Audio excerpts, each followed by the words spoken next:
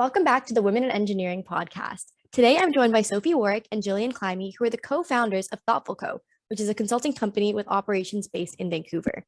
Ladies, how are you doing today? Great. How are you? Good, Yeah, thanks. excited to be here. I'm going to jump right into the questions, but I'm going to start with both of you. So would you like to introduce yourselves, give me a little bit of background on what you've done, how you've gotten here? Sure, I can go first. My name's Sophie Warwick. I'm a Western Engineering alumni, and I graduated in 2015, and then I went on to do my master's, I hate to say it, at UBC on the West Coast. And then I've worked as a structural engineering consulting, mostly in residential buildings, for about 7 years now. And then as well, co-founder of the Thoughtful Co. And there I've kind of had, I guess, a bit of a journey in trying to, help improve gender equity for women in the workplace. And in doing that, wanting to, I think lots of companies are at a point right now where they're trying to attract more women and retain more women, and especially in engineering, which is very male dominated, and then helping to advise them in successful and effective policies that they can implement to help improve gender equity in their workplace and help, advise on very tailored topics that suit them. My name is Jillian. I'm also a Western guy, but not engineering. I went to business school at Ivey. And after business school, I went into executive compensation consulting in Toronto, which essentially is working with board of directors of companies to figure out how to pay their top executive teams. And then after that, I led compensation in-house at Aritzia. And then most recently was at Lululemon, where I led the global executive compensation and equity compensation teams. So really have spent my career in compensation and kind of being on the other side of the table, and saw so many instances where really successful, strategic, intelligent women were not negotiating their compensation, and really wanted to do something about that. So Sophie and I started the Thoughtful Co. to help increase gender equity in the workplace and also help women understand and negotiate their compensation. So we have some powerful women on this podcast today. That is so cool. That was really nice to hear about your journeys. And okay, so touching on Thoughtful Co. a little bit more, I know Sophie mentioned it a little bit, but can you tell me a bit about what it does and what you guys do there?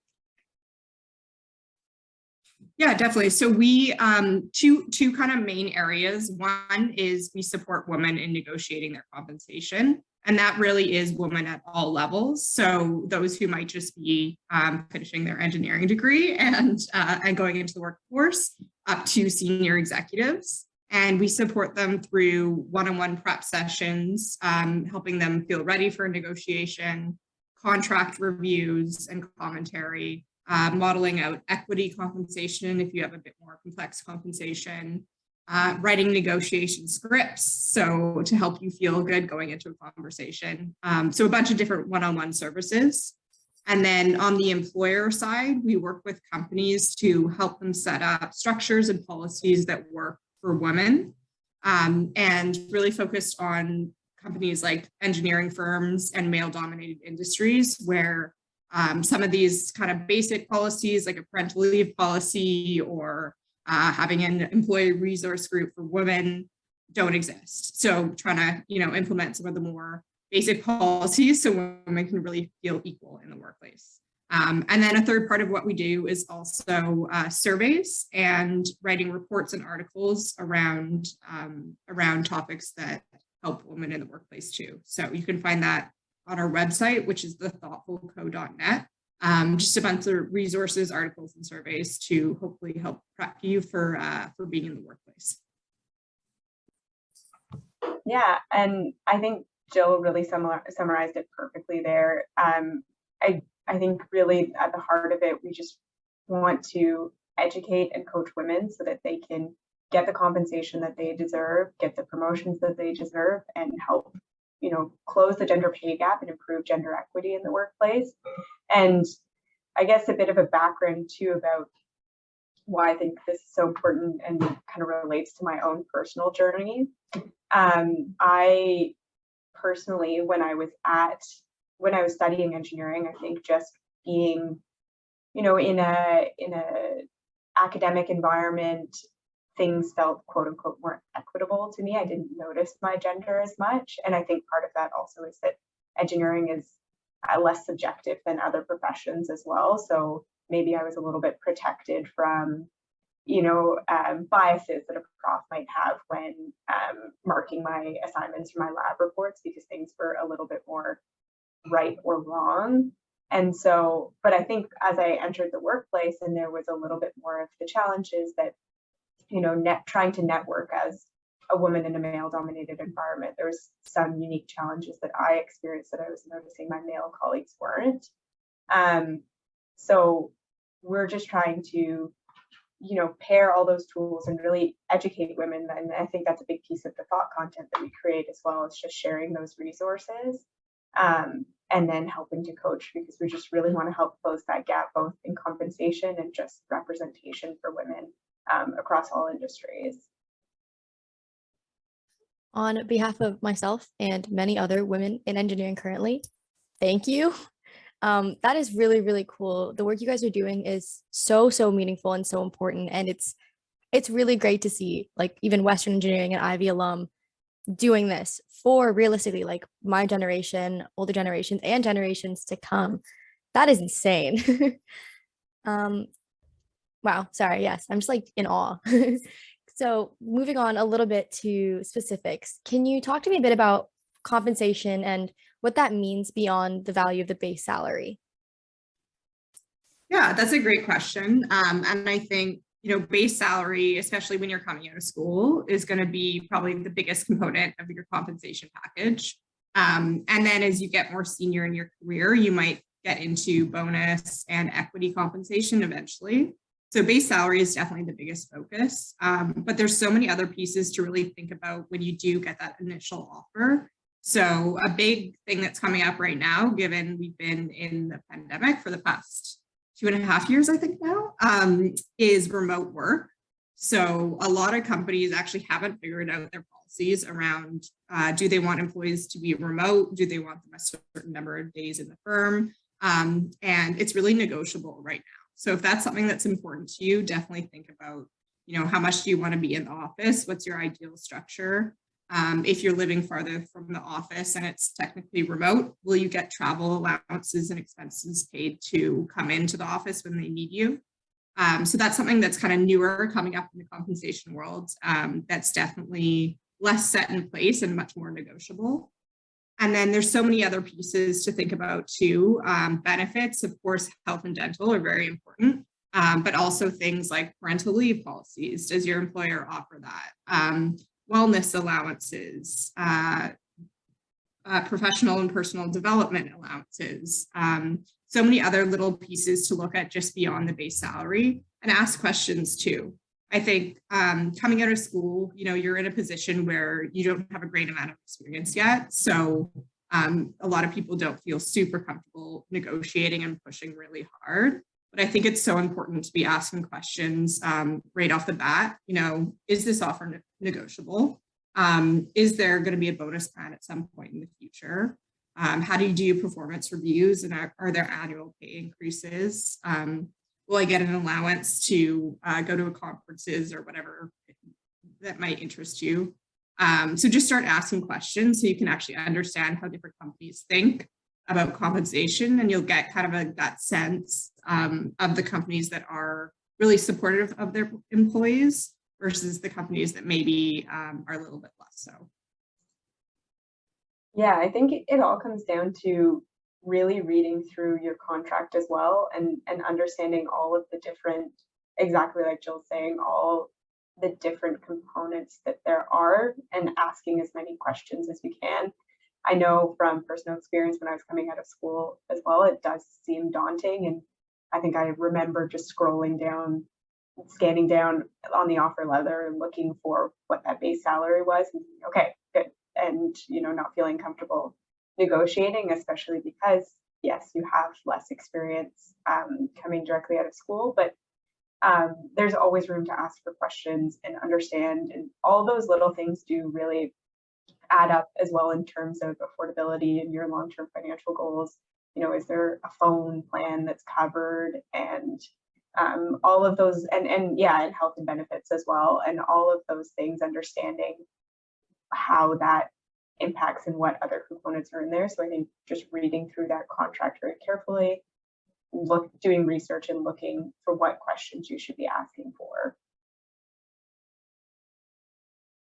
Yeah, it's so true. Like, you should understand everything in your contract. And I think we kind of just accept sometimes that like, we're like, oh, this is legalese, like we don't get it, but it's, companies should be explaining things clearly to you. So if you don't understand something, it's totally fair to ask the question. And it actually can be impressive in negotiations, you know, like when I was on the other side of the table, I could tell if someone didn't understand the equity and they weren't asking any questions about it. But if someone asks the details, they really want to know and make sure they understand the value of it. Yeah, that makes a lot of sense actually. And I guess, especially coming out of school as a student, like you said, you care about that base salary. If you have loans you've got to pay off, that's what's going to help you. And it's very easy to just be excited about a job and just say, okay, yeah, to everything else and not really understand it fully. But I think, yeah, as a student myself, I didn't even realize the importance of that initial contract and all the little elements that come with it. But it's so true. Like, it will have an impact on your life realistically, like those wellness benefits, the parental leave, that kind of stuff, especially for women, are things we have to consider. So what should one consider when receiving their initial offer? So in terms of like what your long-term financial goals are and things like that, how should maybe even like a student coming out of university look at that initial offer and dissect it? Yeah, so I think kind of like we were saying, making sure you understand every component of it, and almost tracking a list of all the things that are important to you. And then if they're not in there, ask them the question if they have them. So maybe, yeah, parental leave is really important to you, or development conferences, or whatever it may be. And then feeling comfortable to ask those questions. And one other point that you just kind of reminded me of, which is really important, is compensation typically does work in percentages. So if I'm on a compensation team giving you a recommendation, I'm going to use a percentage increase from your current base salary. So say you're making $50,000, I would give you a 10% increase. I'm not going to give you a $10,000 increase. So what that means is every dollar that you don't negotiate now is really could have a compounding effect in the future of, you know, on your wealth. So even if you negotiated $1,000 more on your base salary, over time, that $1,000 could have the compact of the percentages each year. So it really could have a meaningful impact on your wealth. So it's just something cool to think about, like, especially as you're earlier in your career, the salary that you take right out of school is an anchoring point for you and will have impact. So make sure that you are happy with it. And, you know, maybe it's not negotiating like right out the gate, but on year one, when you've proven you're doing a really great job and, you know, you want to get a little bit higher of an increase, in those first couple of years, it really can be impactful for you over the long term. And then I think when thinking about your long-term financial goals as well, it's absolutely okay to ask your employer when you're reviewing that offer what their annual salary review structure looks like, and or performance review, both in terms of professional development so that there's opportunities to get feedback. Is it kind of a mid-year review and then you get a final year-end review? And then how they analyze the kind of annual compensation review, and then as well whether there's any bonus structure. In my experience working in consulting firms, typically what I have seen is that there is a bonus with your annual review, but I've seen quite a bit of variation on whether that's a fixed kind of range based on your level of experience, whether it's a fixed amount that's relatively consistent across all employees regardless of seniority.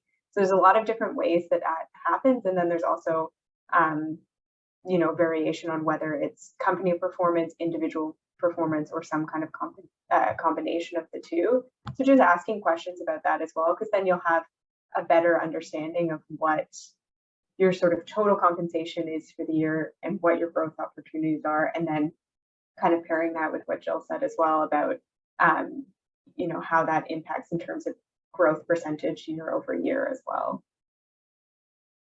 Yeah, that sounds really good actually. And I feel like you guys are saying a lot of, ask questions and negotiate and do all these things, but how would one approach negotiations for salaries or contracts? Yeah, that's a great question. I feel like it's the question of the day. How do you actually do it? And I think something like one of the biases that women face in the workplace is the likability bias. So we're supposed to be, likable and agreeable. And especially as women, that's how people like to see us. But then we're also supposed to be assertive to be seen as competent and effective. So we're trying to balance this, like we have to be likable, but we also have to be competent. And I think when that comes to salary negotiations, a lot of people just don't want to say anything because they don't want to be seen as too aggressive. And I think that's fair. And that's something that is a bias, and, women and men both hold this bias and we have to acknowledge it. But I think what I kind of love teaching clients is that negotiating doesn't have to be super aggressive. It doesn't have to be super negative. It actually can be a positive experience. And, stating you're so excited for this role and you can't wait to grow with the company long term. But, you really have thought through this thoroughly and are hoping for a $5,000 increase based on these factors. So, framing it positively, but then still being really clear and confident in what you want, I've found to work really well. And also, starting off positive kind of makes us feel comfortable and gives us the confidence to then ask for what we deserve. So it's kind of a nice balance between the two. And, I've never, the worst kind of thing they can say is no. And coming right out of school, it might be a no. Some companies just have entry-level rates that they offer to everyone. Some companies are more flexible, and you can't really know what those are until you ask. So no, there's not going to be, it doesn't have to be this big dramatic negative event. It's part of talent acquisitions and human resources jobs. They do it all the time. So yeah, it can be, a positive, quick experience. It doesn't need to be this super negative, aggressive thing. Yeah, not to be too repetitive, but just research. I can remember, going into an interview, pouring all this time into looking at the company, looking at their culture, their past projects, who their team is, their leadership looks like, et cetera, et cetera. And then going into that sort of negotiation piece completely blind with no idea what was appropriate and not doing enough research on my own end. So you should really be approaching both of those things with the same level of research, and then that will give you more confidence to have that negotiation effectively, because you'll understand that you're not asking for the moon, you're asking for something that's appropriate. And then also, as it can feel very awkward, it's very awkward to talk about money. It can be awkward to talk about money with friends for whatever reason. Money is very strange. But just try and changing your mindset when you're having that conversation and thinking about, in the same way when you ask questions in an interview about, mentorship questions or, what the training program looks like, et cetera, whatever the questions that you're asking in an interview to see if it's a good fit for you as well. This is the same, because they do want to hire you as well. That's why you have that kind of offer on the table. They're interested in you. But you also need to make sure it's the right fit for you. And it is difficult, obviously, especially when it's, maybe your first position out of university, but it's so important as well. And I think as much as you can to kind of strip away that I'm asking for more money idea and just thinking, I'm trying to make this the right fit for me and the right fit for them, and trying not to think of it as personal, as it's not personal. Yeah, that sounds honestly really insightful. And for someone who doesn't really know a lot about salary negotiations, how could I take advantage of Thoughtful Co and the resources you guys have to sort of help myself going into the job force, or even someone who's already in the job force? Where can I find what you have to offer? Yeah, that's a great question. So on our website, we have a bunch of articles written around resources that support you in this. And Sophie's done a bunch on engineering specifically, which is awesome because I don't have that experience. And so you can find free articles and resources there. And we also have an Instagram account, thethoughtful.co, and LinkedIn, which shares some of those, and have a newsletter if you want to get updates on the articles. And then, yeah, the prep sessions are totally relevant for people of all ages. So if you are going into a negotiation or contract review or whatever it may be, and you want a little bit of support, you want to practice some scenarios, you want a gut check on what you're asking for, if it's crazy, which it's probably not, and other questions to bring up and those kind of things, please reach out because we love to do the one-on-one prep sessions. And yeah, really helpful for women of all ages. On our website, there's a For Women tab that you can go to, which kind of explains them a little bit more, and also has some testimonials just to give you a gut check on what we do.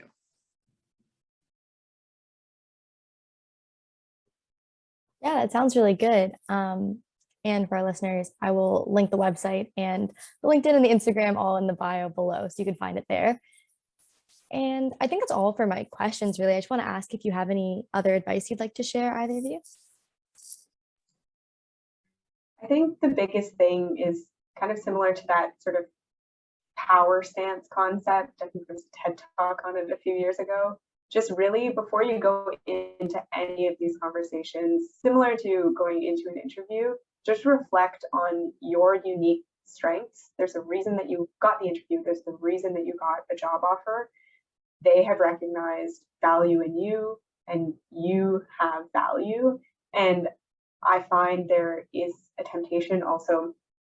I think the more experience I get, the more confident I get in negotiating for my own value. But I personally really struggled with that after leaving school. I felt very much this temptation to be like, thank you for, thank you for having me. But that's not the case. You've earned that, you deserve that, and remember that. And whether it's making a list of those strengths and what makes you unique and the unique skills that you can bring to that job, or having that conversation with a couple of friends and building each other up before you have that conversation, whatever you need to do to go into that and remember that you deserve to be there and that you're valuable. And that, I think, will really help you have that conversation with confidence. Yeah, I love that. And I don't think I've shared this with many people, but I'm going to share it on this podcast. Starting in Ivy, I started to blast Beyonce before I went into really intense interviews.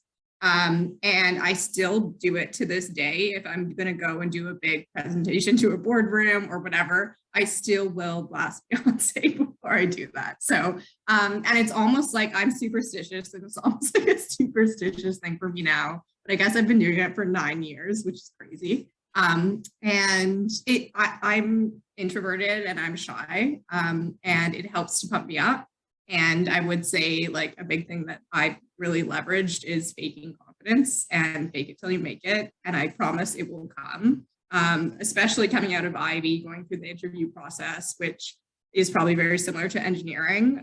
It's intense, and you have to present yourself present yourself well to get an interview.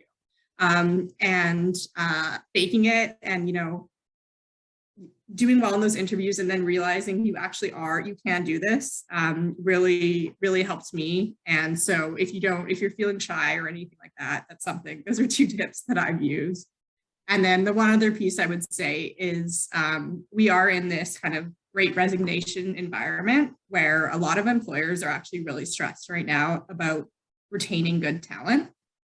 So I've never seen a better time for employees to be negotiating. And just as Sophie mentioned, you're so valuable to an employer. We always think about it the other way. but you really are. So just go into the conversation knowing that. And you know, you don't have to be thankful for this job. You can be so excited about it, but you will go in and add value to the organization. So just knowing that can kind of help set you up for feeling better about asking for what you deserve.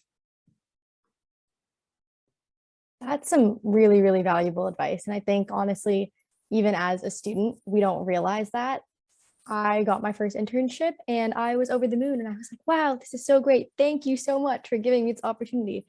But at the same time, I didn't think of it as I earned my first internship, right? And a lot of times students are in that mentality and they just want to find the job. And I guess with the pandemic and everything, all we're hearing in school is it's so hard for everyone to find a job, so hard for everyone to find an internship. And so we're even more grateful. But going out into the job force, it's also employers are grateful too. And I didn't really think of it on the flip side of that. So thank you for that perspective.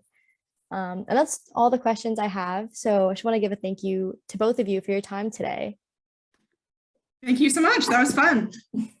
Yeah, thanks so much for having us. Really enjoyed it.